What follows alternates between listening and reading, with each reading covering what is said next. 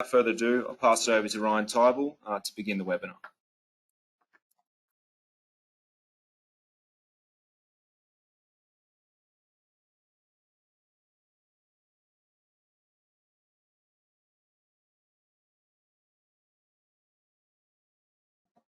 Hi everyone, good morning. Good morning.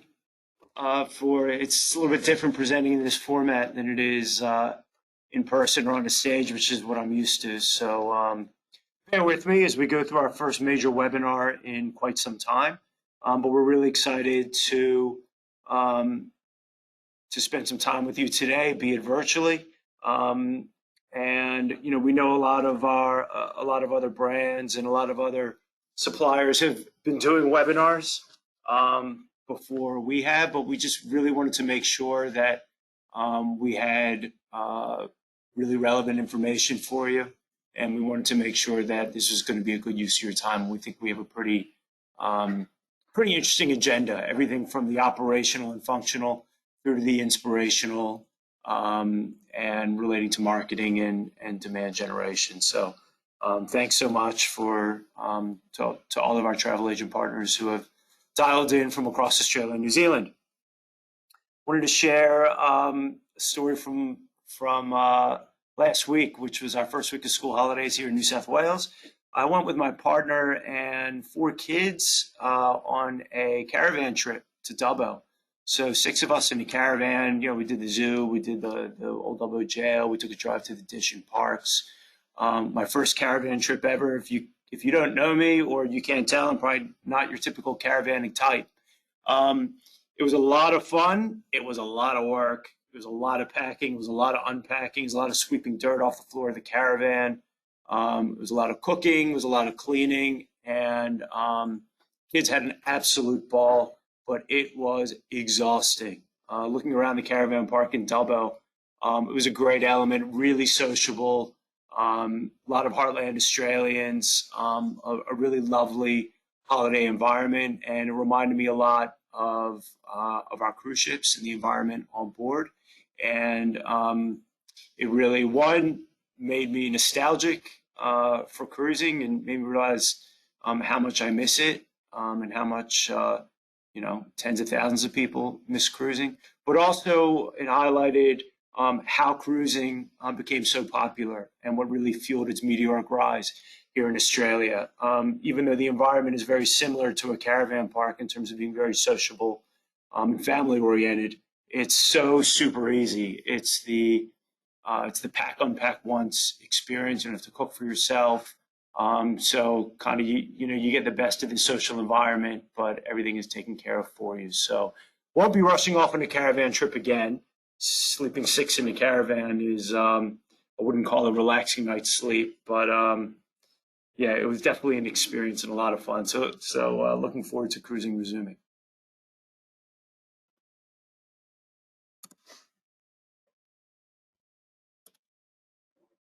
All right. Sorry. Okay, here we go. All right. So like nearly all travel businesses, and really like all businesses, most businesses in general, we've been severely impacted by the impacts of COVID-19 in pretty much every which way. One of the ways in which we've been impacted, and one of the ways which hurts the most, is our people. We've had to make difficult decisions, and we've had to make some difficult changes to our structure in order to cope with the environment.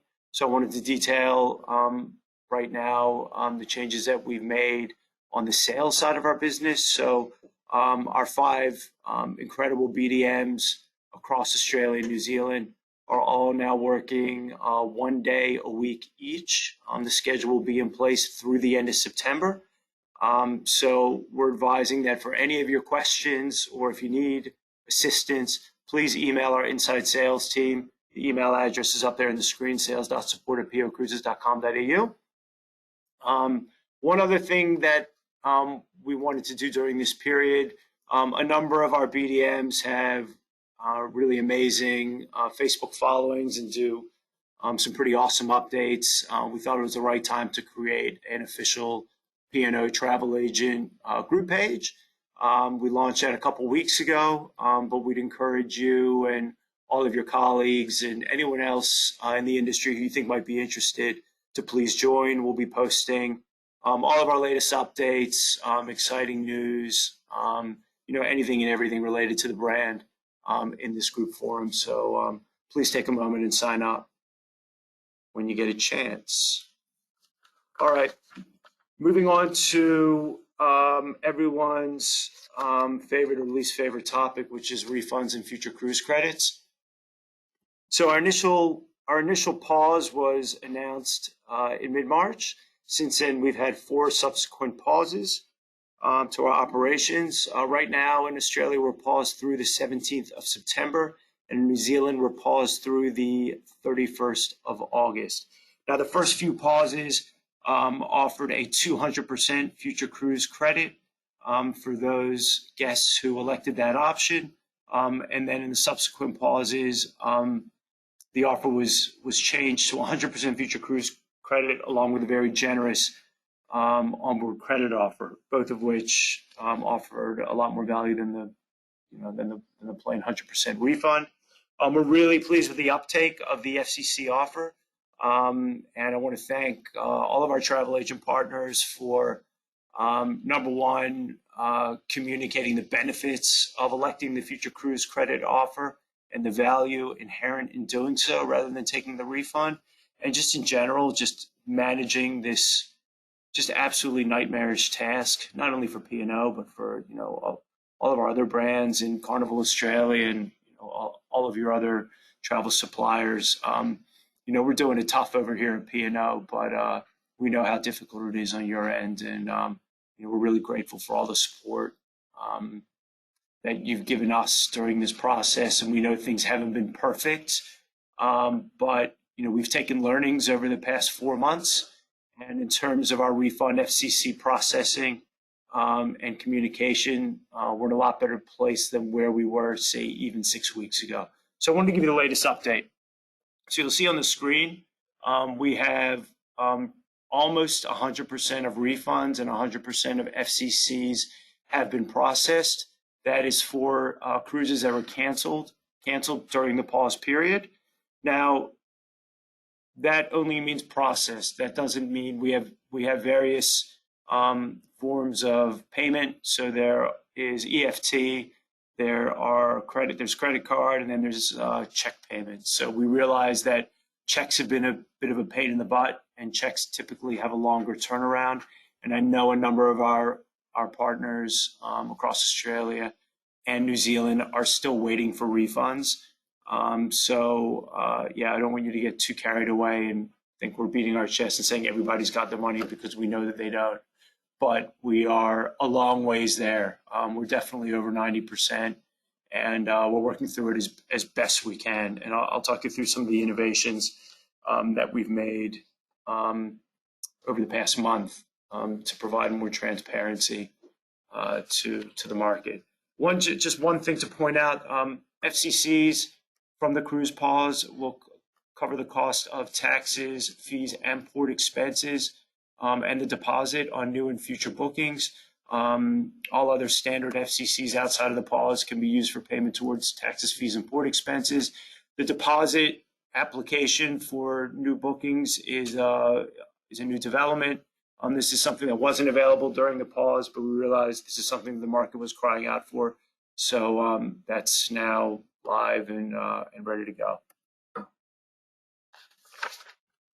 So outside of the pause period, we realize that there's still many clients and many guests who need assurance or want some flexibility. And even though their cruise might not be canceled, they might be reconsidering their plans or just needing some more time to think about what to do. So with that in mind, we created our P&O assurance policy, which is designed to provide peace of mind and flexibility to those guests with cruises just outside of the pause period. So this applies for cruises departing between the 1st of September and 31st of October. Note there's a bit of a difference between the New Zealand and Australian seasons. So remember, it is 17 September in Australia. What the assurance policy does, it pushes final payment back to 30 days prior to departure. And it even allows for cancellation up to 48 hours prior to the cruise departing. In that case, if a client cancels 72 hours out, then they'll receive a full future cruise credit for the full value of their cruise fare. Now, if there are additional pauses beyond what we've already announced, the P&O assurance period will simply move to the period of time immediately following whenever that subsequent pause will end. So, yeah, for those of you who aren't aware of it, please take advantage and share with your customers. We have a refund and future cruise credit online tracking tool. So this allows you to track the progress of your refunds and FCCs on a booking by booking basis. We know that transparency is really important, and we know that that, again, as I mentioned before, there's been a lot of confusion and some miscommunication, and we know that we've been the source of some of that. So what we wanted to do was create a tool that is really a single point of truth. So just a simple example to show you how to use the tool, even though it is very easy to use. Just need your guest's first, last name, date of birth, and booking number. This first example will walk you through a guest who's elected a future cruise credit with pre-purchased items. On the left-hand side of the screen, you'll notice that this request was submitted in April. It was processed in June.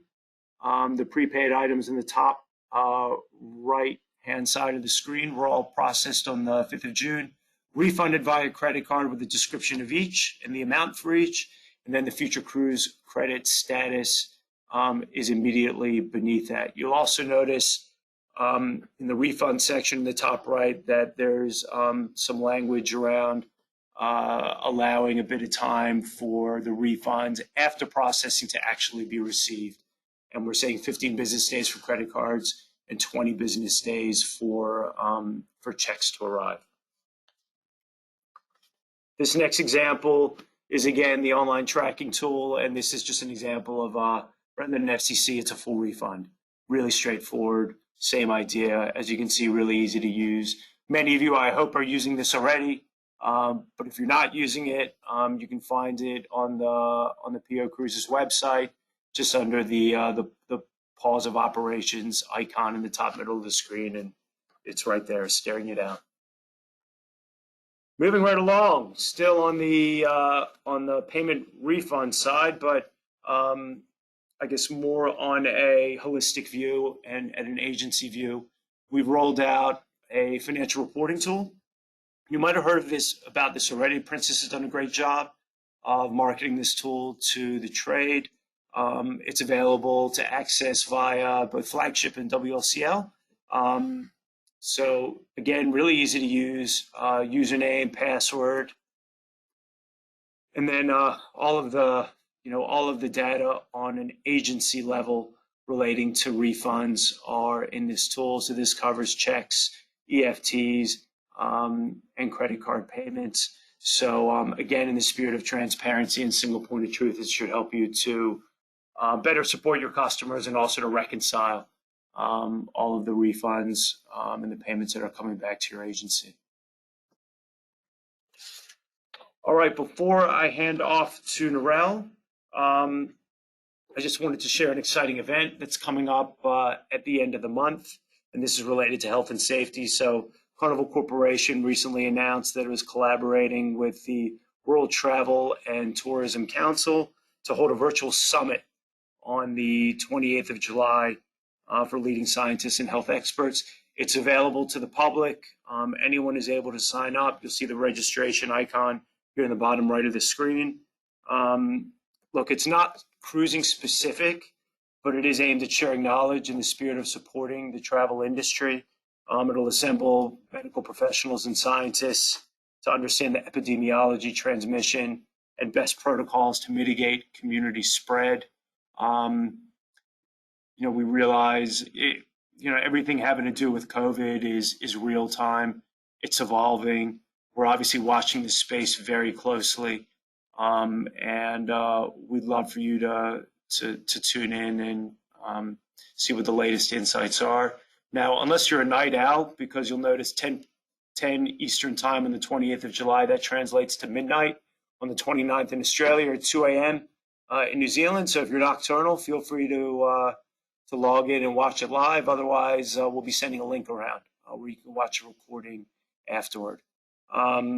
That's all for me for now. I'm going to pass it over to Norel, but I'll be back at the end of the webinar to answer some of the burning questions that you guys have sent in before this began. So thanks all. I hope you enjoy.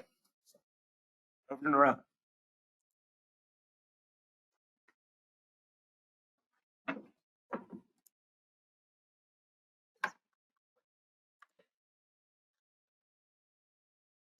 Good morning, everyone, or good afternoon, depending on where you're signing in from.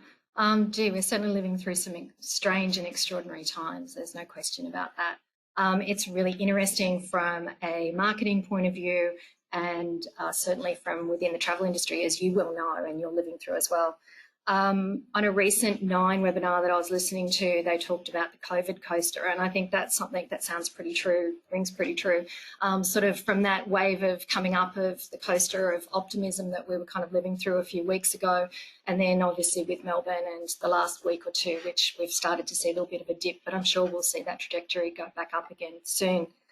As many of you, I've been kind of looking through a whole lot of domestic and international webinars, research decks and things like that since March. So it's been quite fascinating and a little bit conflicting as it comes down to not much at the beginning and a lot of information at the end. So what I thought I would share with you today is just a couple of top line insights that I thought would be relevant and interesting for you as to what the future holds for you and for your agency. And there certainly are some positive signs ahead and some light. So in the next few minutes, I'll take you through some Google search trends, which obviously indicates intent and interest of people searching for certain terms, as well as the key insights from P&O tracking research. We've been doing tracking research for years now, so we get that information every month, and that's a good guide for us as to see how consumer sentiment is, travel interest, and then obviously brand interest as well. And then, of course, I'm also going to share with you a snapshot of our guests. So what we thought we'd do is we'll pull together an overview of a year worth of our guests and exactly what they look like, not who we tell you we think we're targeting, but who are actually traveling with us. So I'm going to share that with you as well, and then finish off with some insights of our website, so our top 5 searches, and our bookings, our top 5 bookings trends, so you can actually see that of what's happening. So let me take you through, first of all, Australian behaviour. So starting out at a broader level of consumer trends, looking how, as a whole, not just the travel industry, have changed since March. So in the recent study, this one is from May, and I know the world changes quite rapidly these days, but this gives us a fairly good indication. GfK, which is a global leader in data and analytics, you may have heard of them. They come up quite a bit with researching a lot of different industries. They found that 74% of Australians were spending more time at home. No great surprise. 49% have experienced a significant change in their working arrangements. 26% were much more active on social media. So again, not a huge surprise, and I'm sure that from our industry, you would look at that and think, oh my goodness, it's so much more significantly higher for travel, and I'm sure it is. But when you think about the Australia as a whole, we've certainly still got a lot of industries that aren't as affected as travel and are still working harder than ever. So if you think of some of the public service industries like healthcare workers, teachers, police, they've never worked as hard in their life, a lot of them. So those blanket terms and marketing terms of we're all in this together isn't quite true. Then when we look at, or when GfK have looked at predicting how we're actually going to come out of this and how it's going to change behaviour ongoing, of course, that's all up to the gods, and there's a crystal ball somewhere that has the answer to that. But it's certainly looking like some of these main areas are looking quite true. So one of them is that there'll be a sustained increase in working from home, which makes sense. There'll be a stronger focus, at least in the short term, in local. So whether that be local travel as well as purchasing behaviour. And you would have heard a lot of the popularity of the Australian-made logo and the use of that, and understandably too. Less public transport use.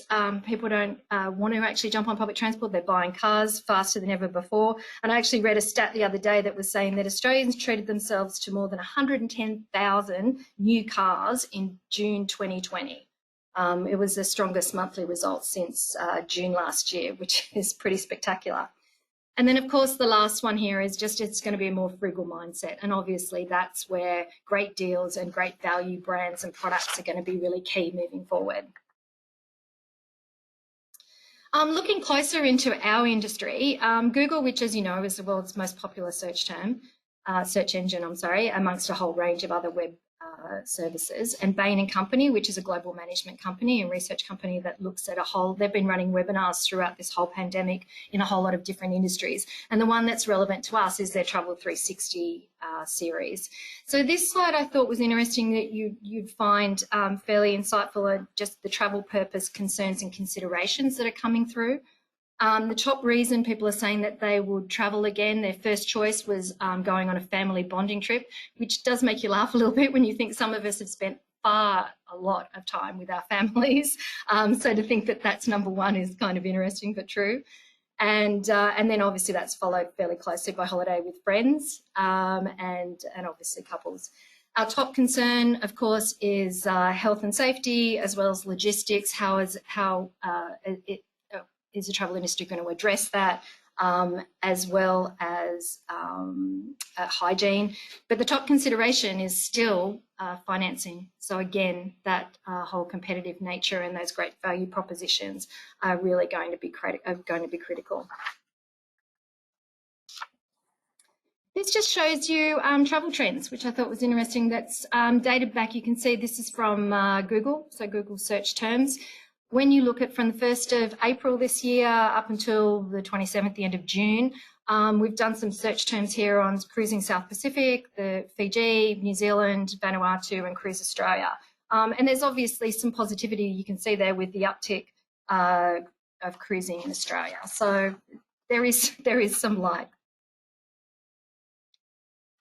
Now, these are quite interesting from our point of view when we get a little bit further into what we're seeing from a P&O Cruises website point of view. What we've done is we've looked at we've put down here the 2018 and 2019 rankings of what people were looking for, what people are searching for on our website.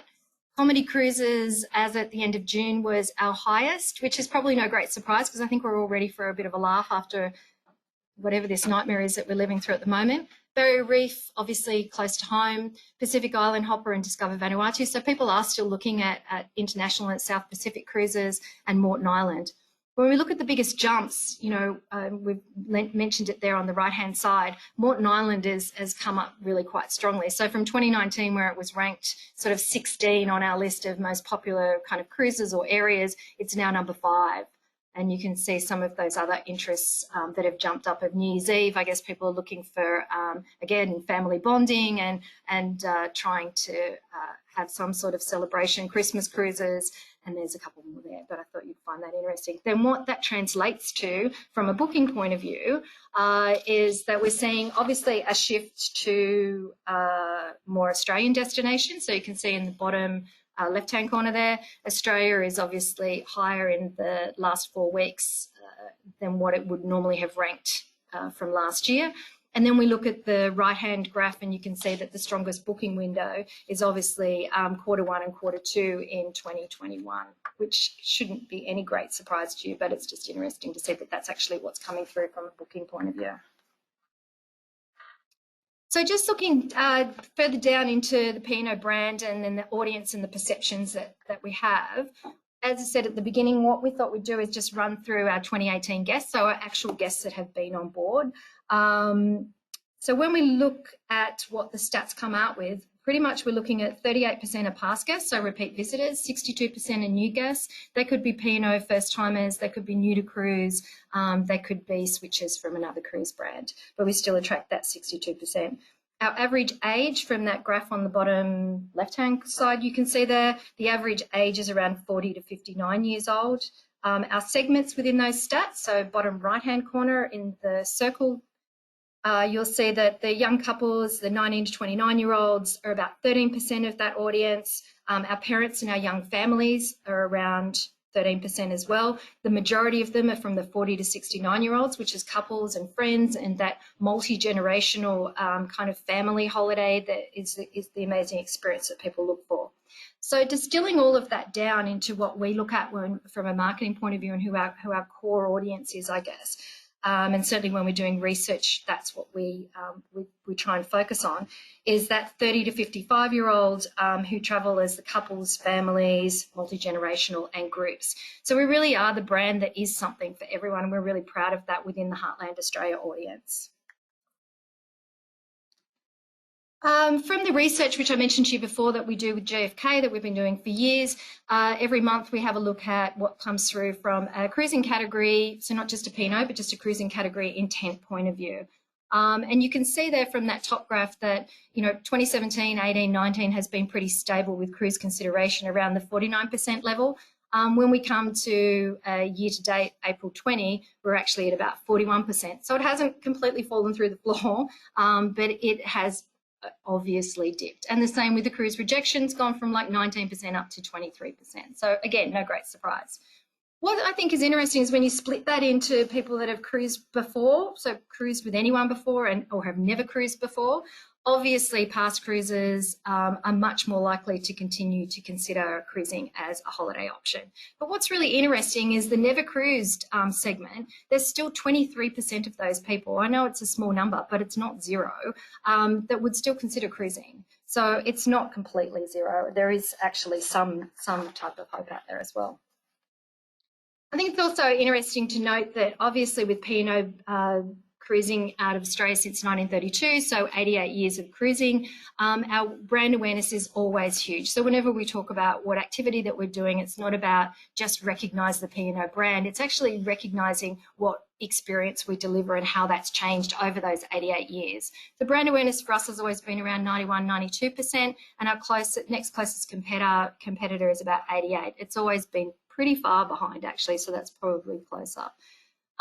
Which shouldn't be any great surprise when you look at how many people have actually sailed with P&O. So that's obviously higher in that blue graph in the middle than any other competitor, than our next closest competitor, and obviously they will drop away after that, which then leads you on to it would make sense that P&O would be the first brand preference, the first choice of brand for majority of people. And just the second last slide, I'll show you on graphs, which I know not to kind of blind you by them all, but it is kind of interesting to just look at what those top 4 brand measures of cruising are and what they are for the P&O brand as well. And that's escapism, freedom to be me, welcoming, and it's very interesting to know that we're certainly well known for being great for a short break. So against our top 3 competitors, we're well and above ahead all of that. It's important to know that allows me to be me, allows me to be myself, which is that second measure, is actually a really critical driver of consideration to cruising. So it's really important that we're high on that. We also score very high on other measures, such as allows me to reconnect with my family, my partner, offers a fun holiday, offers good value for money, is trustworthy, which of course are other critical measures in deciding who you're going to cruise with. So short domestic holidays being well known, or the best known from a short break point of view, short domestic holidays in this environment, as we know, are more important than ever before, and they're going to continue to be. So even back last year, before COVID, short breaks held great appeal for consumers, and consumer perception saw cruising not far behind a beach holiday when they were asked, which is that graph on the left-hand side. Since introducing short breaks, which was back in about 2015, we've been constantly evolving that experience. And as you would know, we've got a plethora of offers and themed cruises, from comedy, which is incredibly popular, as you saw, being the #1 search term on our website last month, including 80s cruise, which sold out incredibly quickly, country, which we introduced last year and was a huge success. So we certainly have a lot of fun with them, and we've got a lot of experience with them. We're very proud of the team that delivers them. So when we packaged all that up in 2018 to a new campaign, which wasn't just appealing to cruisers, so not just sample cruisers, it was open to the broader audience of anyone that needs a short break. And that was the promise that our campaign did back then, was promising a full-size holiday in just 3 short days. We saw that not only were we the most associated brand with cruising, but certainly during that campaign we were well and above. So you can see that graph on the right-hand side just shows you we're about 60% associated with that from cruising, and the next closest competitor is 33. So it should be an easy conversation to have. I think what's also important to keep in mind is that people that are booking short breaks don't usually do it alone. They're not just booking one cabin. The average group is around 6 cabins, and then it increases to bigger groups of sort of 13 cabins or more. So short break cruises can definitely be a rewarding product type to book, as well as to experience. But of course, we don't just offer short breaks. We're also known for South Pacific cruising, as well as closer to home, the Australia and New Zealand itineraries where Australians can explore their own backyard. Of course, we're very proud of the P&O experience and how we've grown since over the last 88 years. And so now I think it's probably a good time to hand you over to Andrew to take you through a little bit of a refresh of that P&O cruising experience. Thanks.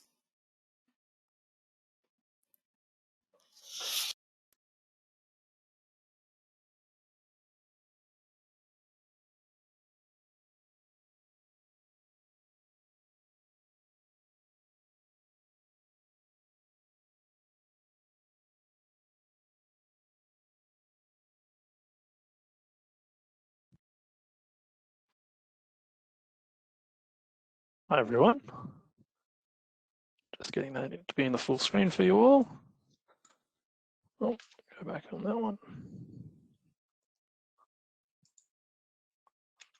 Oh, there we go. Thanks, Narelle.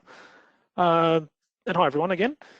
You've heard about FCCs and refunds, which I know has been a big focus for all of you, and Narelle's covered some great insights there. So what I wanted to do was go through a bit of a refresh on some of our key selling points. So when all this pent-up demand comes calling, you're ready to go.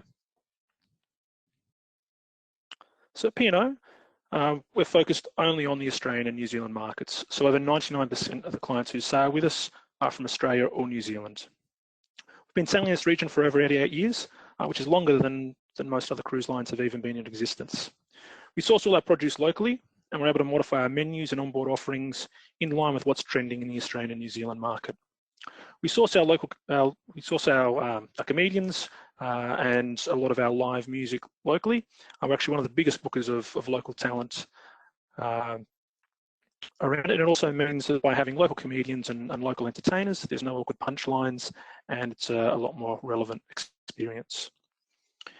In terms of looking after local, we actually spend every month, each ship in our home ports, we spend about $1 million or over $1 million locally. For our home ports, our layback atmosphere on board, things from our dress code through to our clients. One of the things that we hear a lot from our clients is that they feel that they can be themselves on board. And in things like no tipping and Australian dollars on board means that clients can relax knowing exactly what they're spending. Our onboard design is inspired by only the best restaurants, lounges, bars you'd expect to find in Brisbane, Sydney, Melbourne, and Auckland. So there's a familiarity there for clients when they come on board. Jumping on board, in terms of what's on board, well, there's something for just about everybody. Our accommodation options, we've been working over the last few years on offering a broader range of premium cabins, so your balconies, your mini suites, your suites, and we're continuing to do this. We also have a range of interconnecting cabins available as well. For our restaurants, back in 2015, we introduced the pantry concept, so going away with the old school buffet, moving towards an upmarket food court type experience. And so this resulted in a greater customer service experience. It resulted in a far greater tasting experience. But in particular, something that's really relevant now is from a hygiene side of things.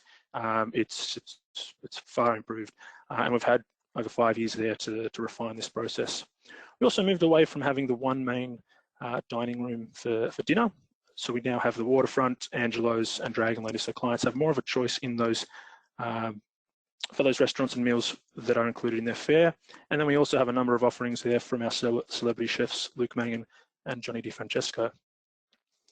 In terms of activities, we've got a range of activities on board. We've got our P&O Edge program, which is great for the young and young at heart there, things like zip lining and laser tag as well. For entertainment, as I said, our comedians all sourced locally, a lot of our entertainers sourced locally. We have a range of nighttime venues, so if you want to dance the night away or just relax, there's plenty of options. And then for the kids, Narelle commented there about bonding and that being a big point at the moment. I've got 3 kids and whilst absolutely love spending time with them on our holidays and as Ryan alluded to there as well, it's an important thing to have a bit of time away from the kids. So our kids clubs are fantastic for that. The kids all have a great time. We do cap the number of kids, which I know can be a struggle sometimes there when booking, but it means that the onboard experience both for the children and everyone else on board is far superior. So whilst we don't sail everywhere, we do consider ourselves the unparalleled experts in this region. Sailing to the likes of the beautiful South Pacific, we have a range of domestic itineraries from Australia and New Zealand. More recently, we've increased our offerings to Papua New Guinea and the Solomon Islands. We also have a number of open draw cruises up into Singapore or to and from Singapore with a number of stops into Asia there on the way back. We have a broad range of passengers, which we'll talk about in a moment, but we also categorise our different types of itineraries. So we've got our P&O short breaks, which for anyone after a 3 to 4 short break. It's not just for cruisers. We don't position them as how you need to be a cruiser to come and have a great time. It's anyone who's after a quick getaway. I've seen a huge increase in the new to cruise side of things in this category, especially with the likes, as Narelle was saying there, of comedy cruises. For those for P&O main events, we offer a range of incredible events such as the State of Origin, Dark Mofo, Tribute to the King, Big Laugh, Comedy Festival at Sea, and then things like the Melbourne Cup, Australian Open, for those in Australia, Australia Day cruises, and then your Christmas and New Year's cruise as well. Our P&O Islands taking the best of the South Pacific and Papua New Guinea, and our P&O Voyages, where clients can see more, do more, covers cruises 13 nights or longer, and offers additional experiences such as the Captain's Cocktail Party for all passengers, an expanded enrichment program with guest speakers and presenters, a masquerade ball, and a range of exotic destinations. Our P&O Australia and New Zealand itineraries offer a range of domestic itineraries, most of which do not require a passport, which is handy. So looking at our clients, we have some great offerings there for younger clients, younger couples, older couples, groups and families. But we see in particular a few trends with certain itineraries. In particular, we see more of the mature couples sailing on the P&O voyages. We obviously see a lot more families on the school holiday cruises. And we see the groups and the average size of those groups, in particular on P&O short breaks, being a lot larger. So when you've got clients coming in, if they are asking about a short break, there is a very good chance that they're sailing with some other people. So make sure you check with them, and there's an opportunity to pick up some extra clients and obviously some extra commission as well. And then when the clients are there ready to book, we have our 3 fare structure there. So we've got our Go fare, which is our restricted fare, where it's all about price, can't be a cabin, the T's and C's are a little bit more strict. We've got our value fare for clients who are after some extra campaign offerings, whether it be onboard credits, upgrades, etc. Slightly more lenient terms and conditions. And then we've got a fully loaded value plus fare, which has all the value fare inclusions, and then also has your drinks package, your Wi-Fi package, priority boarding and VIP tender tickets as well. And then, as Ryan said, with having reduced resources at the moment there, if you haven't jumped on the P&O flagship, it is our one-stop shop for all things P&O. We've got Polar there, we've got training modules, we've got our chat service there, and we've got a range of sales and marketing tools. And that's all for me. I'll hand you back through to Narelle. Thanks.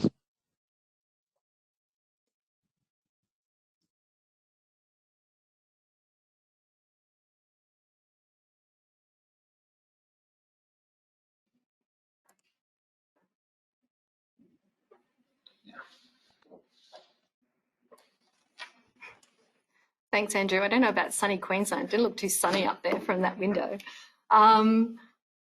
I just thought what I would do is take you through just a little bit of the activity that we've been doing. I'll just wrap this up really quickly, just so you can see what we've been doing in market and what we've been sending to guests and past guests and some of your customers as well, I'm sure. So at the beginning of the pandemic, we actually created a platform which was called Love P&O, which enabled us to have those kind of informative and engaging conversations during these kind of uncomfortable times with past guests and with some future cruisers, just to offer a bit of light. So it wasn't meant to be anything heavy, and it wasn't meant to be asking anything of anybody. It was just more about reminiscing and providing some of those fond memories that we all have of cruising. So the tone was definitely about being warm and authentic and familiar, and supportive in a time when the community really needed it. So under that platform, we created a whole lot of engaging content, and we delivered it through social, through website, through EDMs. And then as well as that, we have still been creating retail campaigns. They've existed on the website until such time that we've felt that it's okay for us to actually reach out to some of our guests or our most engaged guests. But they've been there for the whole time for yourselves and for our past guests. Of course, we've been respectful this whole time during this existing environment. So the Love P&O, just to give you an idea, it's just a little bit of a snapshot of kind of on the left-hand side of your screen, you'll see some of the examples of the EDMs that we've sent out. On the right-hand side is just some of the content that we've produced. So under that platform, we've actually created a whole lot of whole range of content, from charming, nostalgic kind of videos to P&O memories, user-generated content, featuring entertainment, onboard highlights, as well as new cruise announcements, and of course, operational updates that people are looking for. Our first newsletter was sent out, e-newsletter was sent out on the 14th of April, and it's sent and been dispatched every Tuesday pretty much since then. So we've also sent it to you, with our travel agents at the very beginning, and then you would have just received a recent one lately with Andrew heading up the video, which was great, and we've actually got one for you coming next week with our lovely Angus McKay headlining and introducing the content. There's also a link on Flagship and obviously on our website to Love P&O. So also from a social point of view, obviously this is an opportunity that we have to stay connected to our fans. The top performing posts I think you'll find interesting, they're business updates, of course, so that's no great surprise, as well as human interest and cocktails. For example, the Toblerone post that you can see there reached 260,000 people, received 1,700 comments and 340 shares. So no great surprise with it being our most popular cocktail on board. And last week was the start of P&O Cruises Live in Your Living Room, a month-long celebration of some of our most popular onboard entertainment. So we're going to have a month full of activities that include trivia, music, comedy, games and events, all delivered through Facebook. The Live in Your Living Room extravaganza launched last Wednesday, and we had our lovely cruise director, Zoltina, actually deliver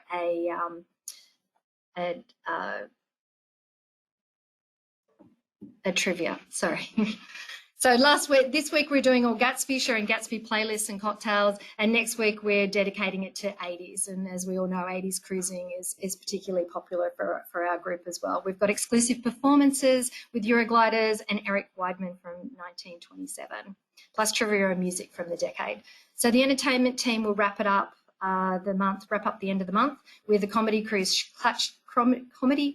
Chat Show, say that slowly, Up Close and Funny, which has been broadcast at the Sit Down Comedy Show and hosted by Kat Davison along with her Comedy All-Stars.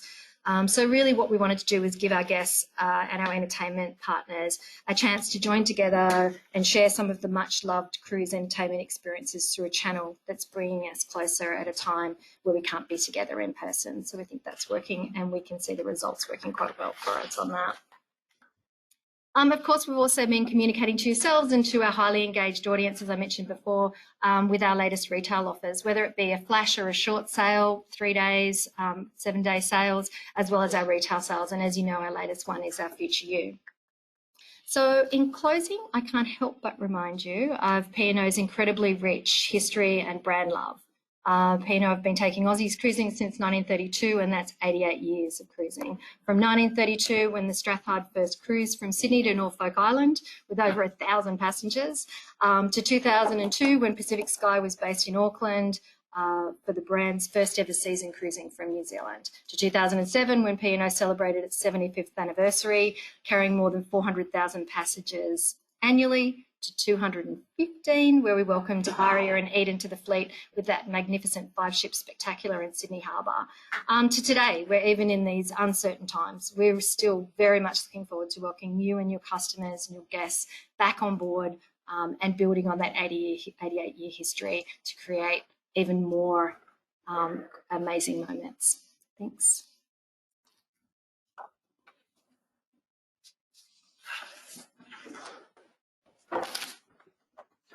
Hey everyone, if you're still there, I'm back to wrap this thing up, put a bow on it. I've been looking at all your questions coming in. Thank you for all of your input. Look, there's been a variety leading up to the webinar, and there's been a couple handfuls coming in during the webinar, so it's great to see the engagement and the passion and the interest.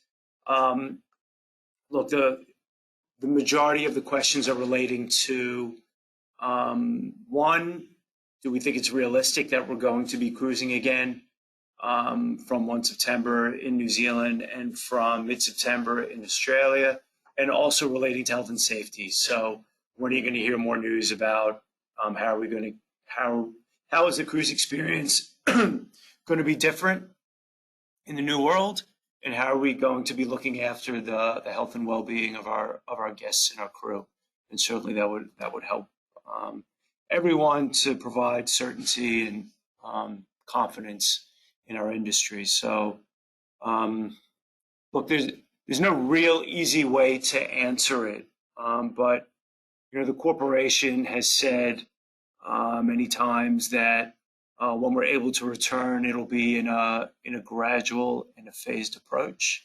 It'll probably be depending on the market. As you know, Carnival Corporation operates 9 brands across markets all over the world.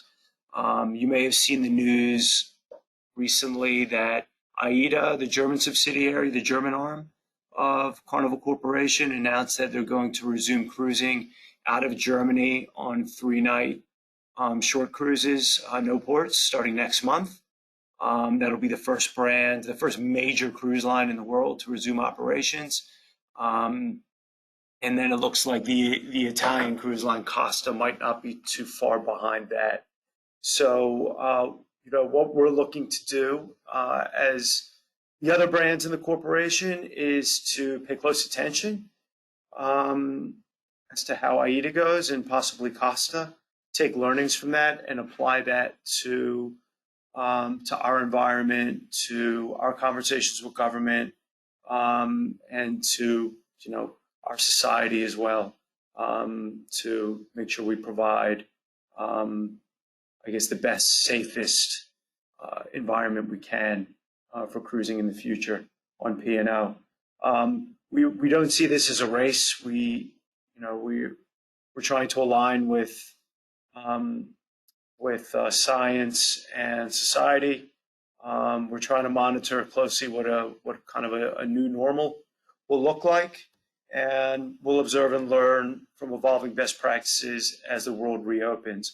Now, in Australia, the government's made it clear that cruising won't resume until mid-September at the earliest. So given now we're mid-July, there's still a couple months to have discussions. So, there's opportunities certainly to be cruising from mid-September, and that's why we are still on sale from mid-September. Through CLIO, we'll engage with Australian authorities as an industry on the right approach.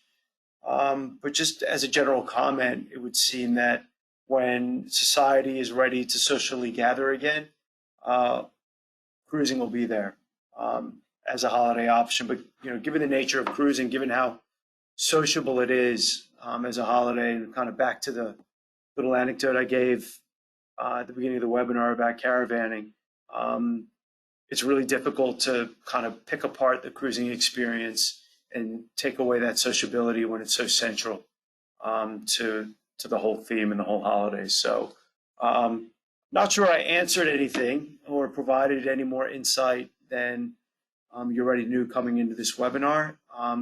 But what I can assure you is that we are monitoring all of this every day, every minute of every day, 24 hours a day. And if and when additional announcements related to operational pauses above and beyond what we already have announced, you'll be the first to know. We're going to keep open the webinar platform and the webinar option as a means to communicate in future. But in the meantime, sign up to our Facebook travel agent page that I pointed out at the beginning of the webinar. Reach out to Inside Sales with any questions or if you need any support. Andrew, myself. Many of us have been around a long time, and we've known many of you a long time. So, please don't be shy. Reach out to us. We're all doing the best we can in what is an extremely difficult environment. So thank you so much for taking the time to spend with us this morning. I hope you found the investment of your time useful. I hope you learned a thing or three this morning, and we look forward to engaging with you again soon.